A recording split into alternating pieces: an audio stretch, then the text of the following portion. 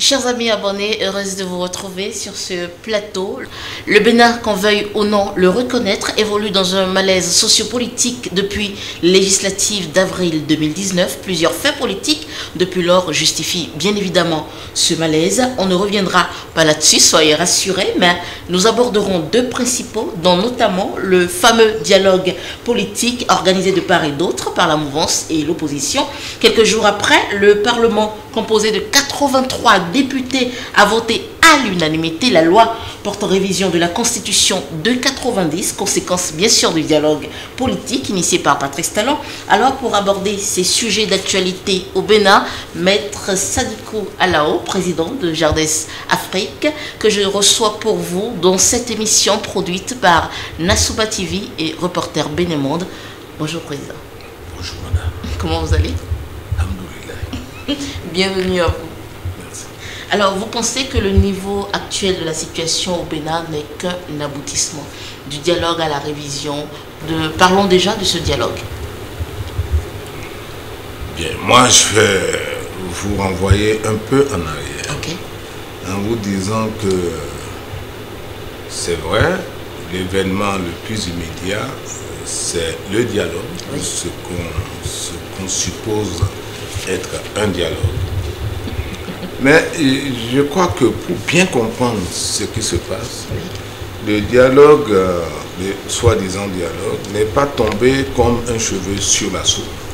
Ce n'est que l'aboutissement de plus d'un an d'événements. Et il faut remonter pour bien comprendre au premier rejet des révisions constitutionnelles que le président de la République avait tenté de mettre en place.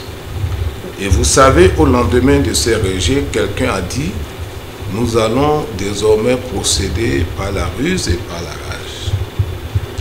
C'est dommage que dans cet épilogue de ruse, on ait fait entre-temps beaucoup de choses, notamment l'exclusion des partis d'opposition qu'on a réussi à mettre en place au forcing. Oui.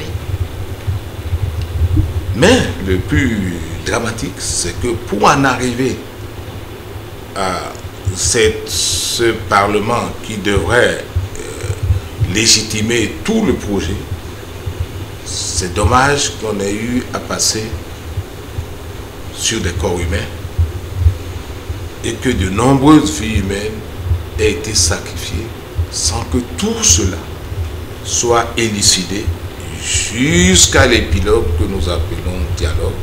Et même avec ce prétendu dialogue, cet épisode n'est pas éclairci. Et très peu de gens ont pensé à ceux qui ont été sacrifiés au passage à Cotonou, à Kadiaou, à Tiaourou, à Savin et que sais-je d'autre.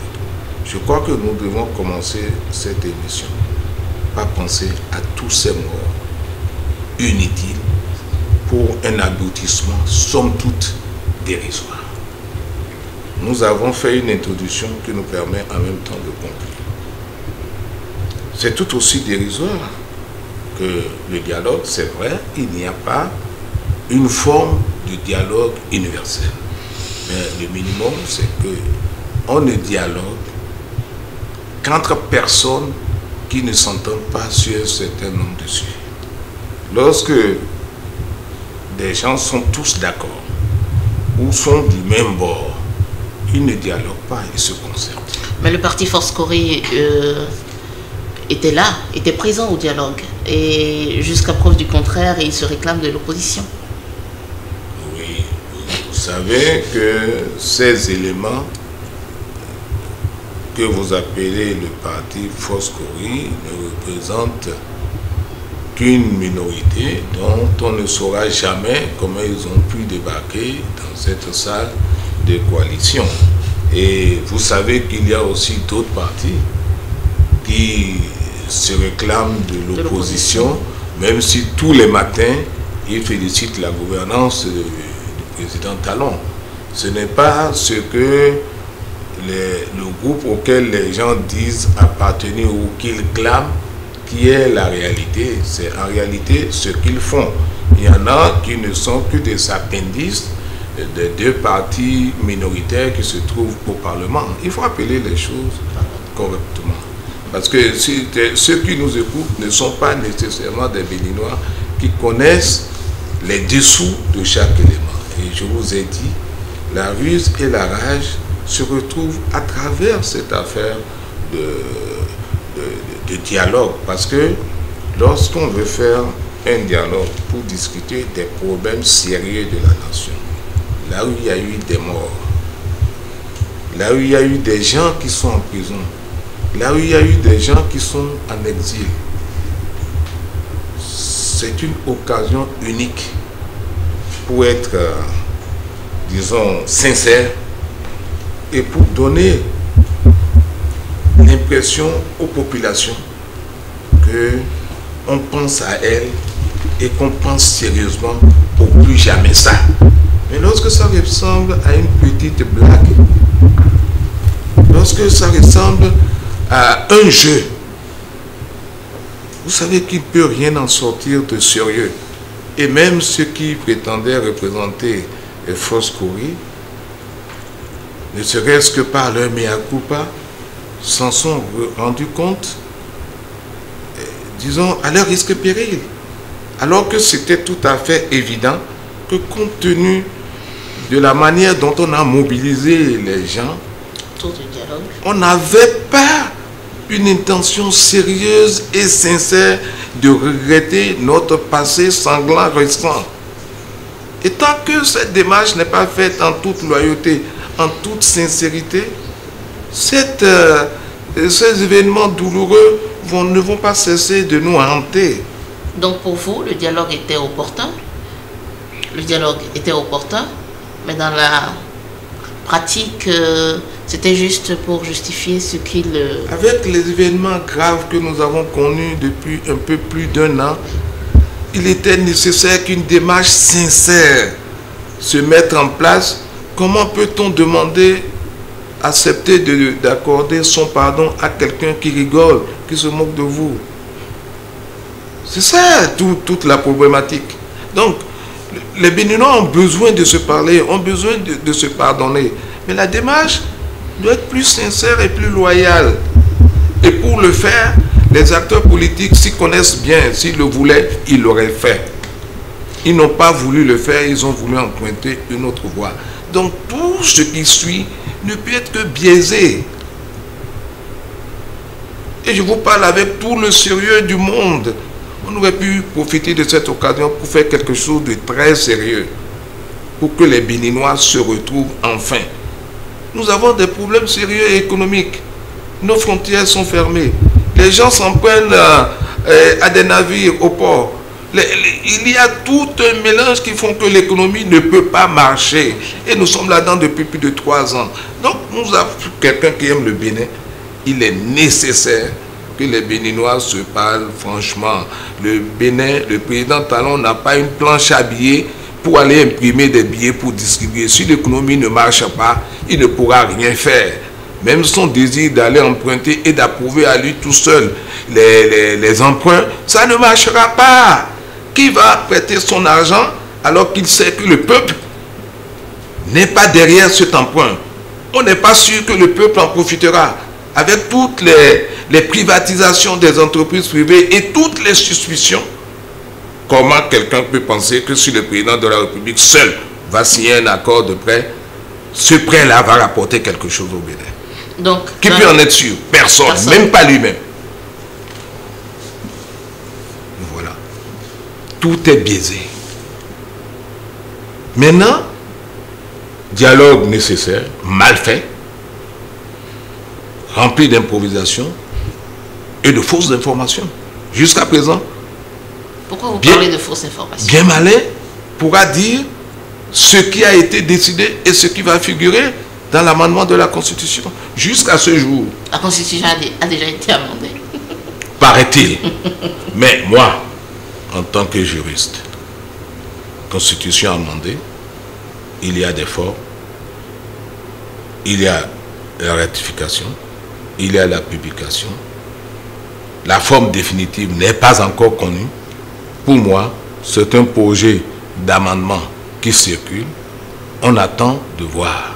Alors, pour revenir plus en détail justement dans ce sujet, les acteurs du dialogue et à côté celui organisé par l'opposition, au finish, qu'en dites-vous? Parce que dans le même temps, il y a eu des concertations qui ont été initiées par les forces de la résistance pour appeler, je veux dire, est-ce que c'était pour appeler l'attention des uns et des autres, ou bien c'était juste stratégique pour distraire de ce qui se faisait de l'autre côté?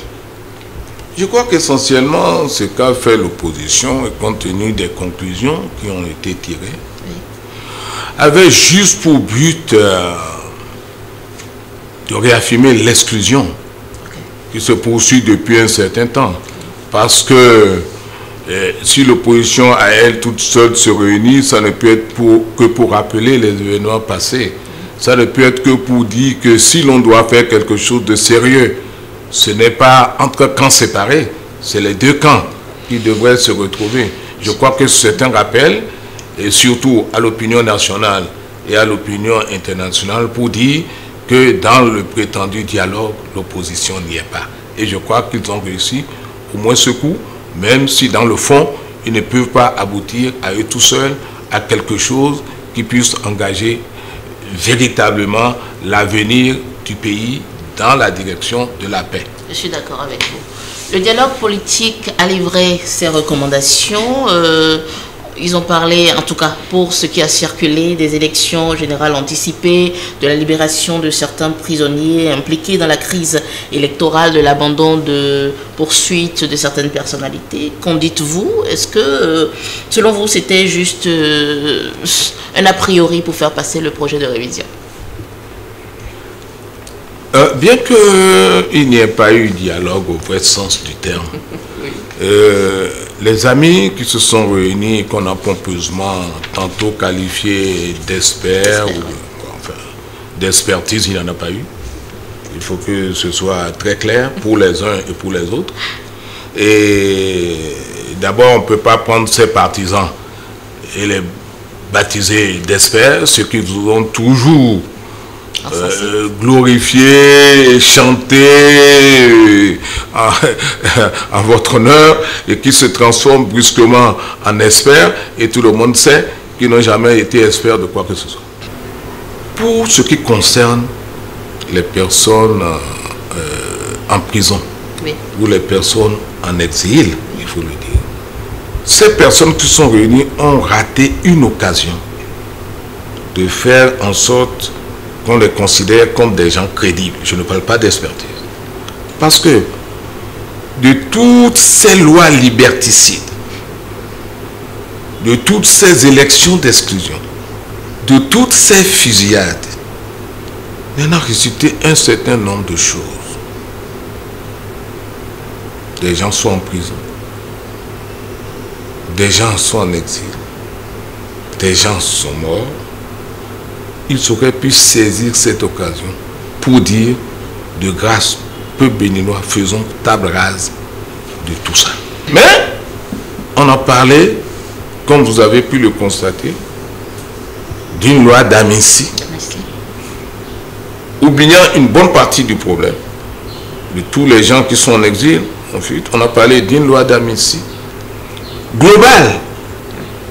C'est-à-dire que les gens qui ont manifesté parce qu'on a tué les leurs ou parce qu'on les a exclus des élections, on les mélange avec les tueurs. C'est-à-dire qu'on a mélangé les torchons et les serviettes. Comment? De toutes les façons, ces tueries sont des crimes contre l'humanité. Elles ne peuvent pas être amnistiées parce que c'est des crimes imprescriptibles. La loi d'amnistie couvre des événements sur une période donnée. Cette tentative est bien une tentative de loi d'amnistie des tueurs. Et celui, l'espère, qui a cru devoir se transformer en expert en disant que la loi d'amnistie ne peut viser que les gens identifiés, s'est totalement trompé. Les lois d'amnistie visent des faits considérés comme crimes ou délits pendant une période donnée, identifiée ou pas. Seule la législation internationale ne permet pas d'amnistier des crimes contre l'humanité comme les tueries de masse comme celle-là. Et quels que soient les efforts, si les Béninois veulent poursuivre les auteurs de ces crimes, ils pourront toujours les poursuivre. Voilà en ce qui concerne la loi d'amnistie. Devant de hautes juridictions. Oui, même les juridictions béninoises, parce que la Cour constitutionnelle du moment, pas celle des miracles d'aujourd'hui, la Cour constitutionnelle du moment dira très bien que, étant donné que le traité de Rome a été ratifié par le Bénin, cette disposition lie bien le Bénin. Mais aujourd'hui, si vous posez la question à cette Cour, elle vous dira que le Bénin n'est pas lié, parce que c'est une Cour des miracles. Patrice Talon s'est réjoui de ce que les recommandations n'aient pas remis en cause la nécessité de réformer le système politique et d'avoir des partis politiques d'envergure nationale. Et il dit, c'est le Bénin qui gagne et nous tous avec. Pour vous, vous pensez vraiment qu'on gagne quelque chose au terme de ce processus? Non, parce que, vous savez, j'ai écrit sur la question. Pour en arriver au parti, à la réduction du nombre de partis politiques, il s'est totalement gouré. Parce que le projet qu'ils ont fait, en créant 2 blocs, ne peut jamais limiter le nombre de partis politiques, bien qu'ils aient pris tout un arsenal de mesures d'exclusion. Et les électeurs ont bien fait de prouver à travers les urnes les limites de, disons, cette gymnastique. Et là, je suis très gentil en parlant de gymnastique. Parce que c'est du cinéma en réalité. Parce qu'on peut décider de limiter le nombre de partis politiques en créant théoriquement 3 partis politiques et en mettant cela sous le contrôle d'une entité comme ce que nous appelons la Sénat. Dire, les Béninois qui veulent appartenir à des partis politiques peuvent aller adhérer à ces 3 partis. On donne une période de 6 mois pour que les gens adhèrent. Et ensuite, souverainement, ceux qui ont adhéré aux différents partis vont désigner leurs organes. Mais est-ce que vous ne pensez pas que parce que l'initiative vient du pouvoir exécutif, ça ne sera pas suivi? Non, je donne seulement un exemple. Okay. Le profil tel que ça a été proposé dans d'autres pays, bien que notre constitution libéralise totalement le champ politique. Donc toute tentative de vouloir limiter le nombre de partis est contraire à la constitution. Il faut d'abord que constitutionnellement on soit à jour. Mais si par impossible on était à jour de ce côté-là, c'est très facile de limiter le nombre de partis politiques en disant l'État ne s'en mêle pas. L'État crée des partis, ils peuvent changer de nom par la suite en disant nous avons une droite, une gauche et un centre. Ceux qui veulent adhérer vont adhérer et vont après asseoir les organes de ces partis. Et en demandant à tous les dirigeants des anciens partis politiques, libérez vos gars, vous-même adhérez, faites-vous élire au besoin. Et bien les partis ne seront plus des partis individus comme ceux que nous connaissons aujourd'hui. Bon, ça aurait été une démarche objective et non celle qui a été adoptée au mépris des dispositions constitutionnelles, c'est-à-dire on a mis la charrue devant les bœufs et toutes les difficultés viennent de là. Donc maintenant on aura plus de partis qu'on en avait avant. D'ailleurs le gouvernement lui-même en a incité. Il a créé, soi-disant 2, il a couvert de ses ailes qu'une dizaine d'autres et les opposants qui ne se sont retrouvés ni dans l'un ni dans l'autre aussi se sont regroupés. Mais dès que ça va être libéralisé, tout le monde va créer encore des partis. Donc ça, c'est un échec. C'est vrai qu'il est nécessaire de réduire le nombre de partis politiques. Mais pour s'y prendre, il faut en discuter tous ensemble. Personne n'a la science infuse. En discutant des différents projets, on serait arrivé à quelque chose de plus fiable. C'est raté à la base. Alors, après plusieurs tentatives infructueuses, ça s'est finalement fait sous la 8e législature. La constitution du Bénin a subi sa première modification dans la nuit du 31 octobre 2019. Maître Alao, quelles sont vos impressions? Oh, je pense très sincèrement que c'est un travail précipité et bâclé. Prenez les éléments un à un. On vous dit, on a créé désormais un poste de vice-président de la République parce qu'on veut coupler les élections. Est-ce qu'un travail de cette importance peut être bâclé au point que ce ne soit qu'une discussion entre 2 ou 3 personnes? Jamais. C'est trop important. Le pays n'a jamais connu de vice-président. On a toute une structure pour régler le problème de pouvoir lorsque il y a vacances. Ça, c'est réglé depuis près d'une trentaine d'années. Et aujourd'hui, on sort du chapeau ce poste de vice-président après les rumeurs qui ont circulé sur les concertations de Dassa, dont tout le monde a entendu parler. Qu'est-ce que ça cache? Même si on essaye de justifier. Alors que tous les Béninois soupçonnent que si on propose quelque chose, c'est parce qu'il y a anguille sous roche, c'est parce qu'il y a ruse. Au moins, on aurait pu un peu ouvrir le débat et expliquer. On vous dit un poste de vice-président. Tout ce qui entoure le vice-président, qui a été supposément mis dans ce projet de constitution, n'est pas expliqué. Tout le monde pense que c'est une affaire pour nommer un copain. Et on n'a pas pu l'écrire qu'il faut nommer. Quand est-ce que ça va entrer en vigueur pour régler quelle urgence? En 2026? Et ce vice-président, celui qui a été président, pourra-t-il l'être? Et s'il peut être vice-président, pourra-t-il devenir président par intérim alors qu'il ne peut pas avoir plus de 2 mandats dans sa vie? Tout ça, c'est du cafouillage et de l'enfantillage.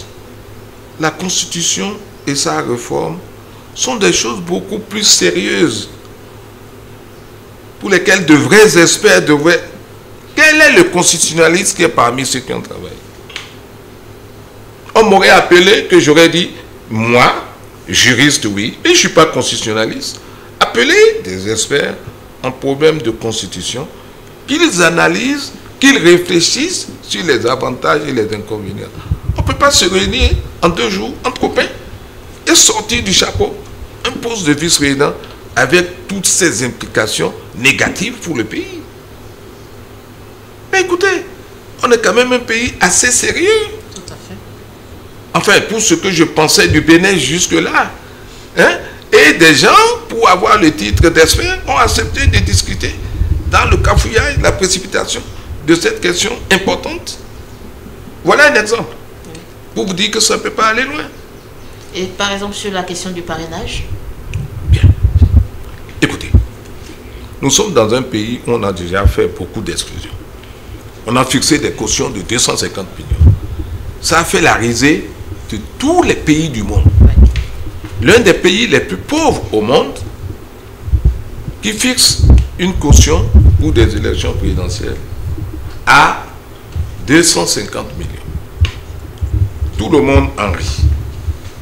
Ce problème n'est pas réglé avec tous les autres problèmes d'exclusion que nous avons. Les partis d'opposition sont exclus à droite, à gauche. Ne peut pas aller à telle et telle élection. Ce qu'on trouve de bien à faire pendant qu'on veut décrisper et détendre l'atmosphère, c'est de créer un nouveau verrouillage. On dit on veut ouvrir pour que tout le monde puisse se présenter. Mais on crée en même temps une affaire de parrainage pour verrouiller davantage. Qui peut croire que ceux qui se sont réunis veulent vraiment décrisper et réunir les Béninois? Qui peut ne pas croire que c'est pour les diviser davantage et faire en sorte qu'ils se combattent les uns les autres pour que ce pays ne se développe jamais? Si moi je réunis ces éléments, je pense qu'il y a mauvaise intention de vouloir contribuer à la paix et au développement du pays. L'autre élément, l'autre nouvel élément introduit, c'est le nombre de mandats pour le président, bien sûr, et les députés. Qu'en pensez-vous? Écoutez, la limitation du nombre de mandats, c'est, disons, un phénomène qui est très à la mode parmi aujourd'hui les démocrates en Afrique, et je milite pour ça. Il y a ça de bien. Le problème de l'alternance au pouvoir, c'est une bonne chose. Mais il faut savoir maîtriser le problème de l'alternance au pouvoir. Si vous voyez, tous les démocrates vous diront que le problème de l'alternance au pouvoir n'est pas une vérité absolue, une panacée pour la démocratie. Il y a beaucoup de pays qui appliquent des règles démocratiques, mais qui ne limitent pas l'alternance au pouvoir, tout simplement parce qu'ils disent que si les peuples sont mûrs, cultivés et démocratisés, on n'a pas besoin de limiter le nombre de mandats parce que le peuple lui-même s'auto-régule. Mais pour des pays pauvres, analphabètes, remplis d'illettrés et de spéculateurs comme les pays pauvres, comme le Bénin, aujourd'hui, historiquement, c'est nécessaire de limiter le nombre de mandats avec tous les politiciens cupides que nous connaissons qui ont trouvé que la politique, c'est l'échelle la plus courte pour aller vers la richesse. Donc, de ça, au moins...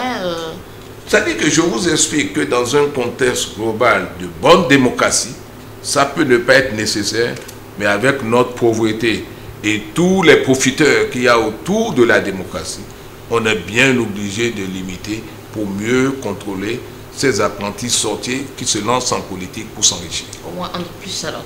Parlons à présent des élections générales prévues pour 2026, pour la première expérience. Bon, vous savez, oui, cette affaire d'élection générale, il faut qu'on soit honnête pour ce que ça fera faire comme économie. J'en doute. C'est un leurre. Ah oui? Il y aura toujours chaque scrutin. Même si les dépenses sont regroupées à une même période, chaque élection aura son coût. Vous voyez déjà, on parle de grouper la même année, on fait les présidentielles que les autres. Mais les présidentielles sont déjà décalées par rapport aux législatives et aux autres. Donc, le rapprochement ne change rien. Les autres élections législatives et locales, ce sera toujours des scrutins séparés parce que le nombre de personnes à élire, les circonscriptions électorales, etc. ne sont pas les mêmes. Les économies d'échelle qui pourront être faites au niveau de ces deux différentes élections, c'est vraiment minime. Encore que pour les présidentielles, le coût sera le même. Il y a eu d'autres éléments qui ont été introduits dans la nouvelle constitution, entre autres l'abolition de la peine de mort. Ça au moins, ça doit vous réjouir aussi. De toutes façons, ça fait plus d'une dizaine d'années qu'elle n'est plus appliquée au Bénin. C'est une manière d'enfoncer une porte ouverte. Et c'est comme on parle aussi du problème des femmes. Oui. Et si vous voyez dans le projet, on parle seulement des femmes dans les positions politiques. Oui. Comme si nous n'avions pas de femmes cadres et intellectuelles. Pourquoi? Pourquoi malicieusement avoir introduit cet élément? On n'a même pas besoin d'amender la Constitution pour faire la parité des femmes en matière électorale. Qu'est-ce que les autres pays n'ont pas eu besoin de l'insérer dans leur Constitution? Il aurait suffi que la loi électorale dise qu'aucune liste électorale ne sera validée si elle ne comporte pas autant de femmes que d'hommes. On n'a pas besoin. Il ne faut pas tromper les gens. C'est là où je vous dis, il y a des choses simples. Et quand vous parlez à ces mêmes personnes, de dire que l'égalité va se traduire dans les postes de responsabilité technique, ils vous disent non. Et ils trompent les femmes. On veut de la femme la nuit, mais pas le jour pour entrer en compétition. Non, c'est pas sérieux. Alors, le président du Parlement actuellement a dit que cette modification n'implique pas une nouvelle république ni un nouveau type de régime. Est-ce que c'est vrai? Est-ce que vous êtes d'accord avec? Bon, la loi, la Constitution ne donne aucun pouvoir, aucune force particulière aux déclarations du président de l'Assemblée nationale. Encore que ce soit le président d'une assemblée extrêmement minoritaire, hein, qui n'est pas légitime. Donc, ce n'est pas le fait de les dire, mais c'est le contenu. Et tout ce dont nous avons parlé comme contenu, c'est tellement important, tellement central dans la Constitution de 1990, qu'on ne peut pas vous dire que ça n'entraîne pas un changement de régime. Un président avec un vice-président, c'est totalement différent. Dans le régime présidentiel, prenez le régime présidentiel de type américain, un président et un vice-président. Le vice-président a des fonctions auxquelles il accède pour renforcer les activités du président et représenter le pays là où le président ne peut pas aller, ou pour ce que le président ne peut pas faire. On vous dit que notre vice-président à nous va inaugurer les chrysanthèmes et va faire les décorations. Alors, si nous voulons passer d'une république où le président a un certain nombre de pouvoirs à un régime où le président a des pouvoirs mais a un vice-président qui va aller seulement mettre les décorations, nous sommes dans un régime tout à fait différent. Et quelle est l'opportunité de quelqu'un qui n'est pas au courant de la gestion du pays de venir remplacer le président au moment où le président est défaillant, puisqu'il ne met que les médailles et les décorations? C'est un régime différent. Je crois qu'ils n'ont pas pris le temps. Ils auraient dû dire au président, nos soi-disant experts, ce qui est demandé et qui n'a pas été discuté totalement en plénière, c'est tellement important qu'il faut nommer d'autres technocrates dans ce comité et donner plus de temps à ces derniers pour réfléchir dans l'intérêt de la République. Mais ça, c'est une démarche objective. On ne peut pas considérer le travail qui a été fait jusqu'à présent, ou voulu jusqu'à présent, comme une démarche objective. C'est une démarche partisane. Alors, je vais peut-être retenir que de cette modification, il y a plus coup de force que innovation bien pensée. Quels sont, et c'est ma dernière question, quels sont les risques aujourd'hui pour le Bénin? Mais c'est tout à fait simple. On n'est pas sorti de la crise. On n'est pas sorti de l'auberge. On vient d'entrer de plein pied dans la crise. Et que Dieu fasse que la crise ne soit pas plus grave. Parce que les gens frustrés peuvent être très dangereux. Il faut éviter la frustration à notre peuple. Que Dieu fasse que ceux qui dirigent soient un peu intelligents pour réduire la frustration. Pour que notre pays ne connaisse pas de mauvais lendemains. Merci. Et voilà donc, mesdames, messieurs, c'est la fin de cet entretien avec Maître Sadikou Alao, président de GRDS Afrique. Merci d'avoir suivi cet entretien coproduite par Nasouba TV et Reporter Bénémonde. Je vous remercie, madame. Ça a été excellent.